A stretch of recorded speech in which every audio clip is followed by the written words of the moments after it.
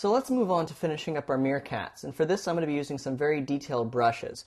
Very small, narrow foam brush and a very small bristle brush. So what we're going to be doing is we're going to use our basically a medium brown color here, and we're going to be adding in the lines because we've already put on our light gray-brown color. The nice thing is, just doing one color, you can see a lot of the paint lines are still showing up, which can act as a guide. So I like starting up in the shoulder area to start doing some hair. And this is a little, messier.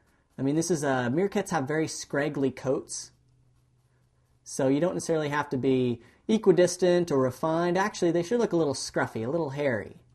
So you can see that's not super neat, but that's absolutely the type of coat we want to do all over our meerkat. So continue this down on the fur, going from inside the body towards the outside, because that'll make sure that your painting strokes are tapering towards the end, which is, like real hair, or fur in this case.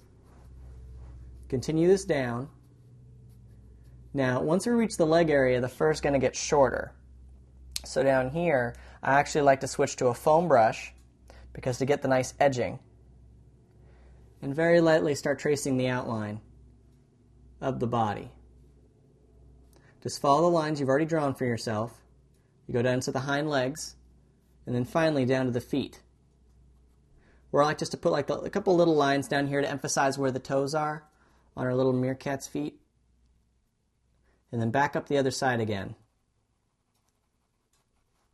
Making sure to follow the lines we've drawn for ourselves relatively. I mean, again, it may make sense to do different things at different times, but by and large, they are nice guidelines to have. Now we're going to continue the same strategy of both the fur and the lines up the other side of the body and onto the face. Now, in addition to the brown color we've used to outline the body, I'm going to use some black, again on a narrow foam brush, to draw in the eye areas. Both eyes, nice and gentle. And I'm also going to use this to color in the nose.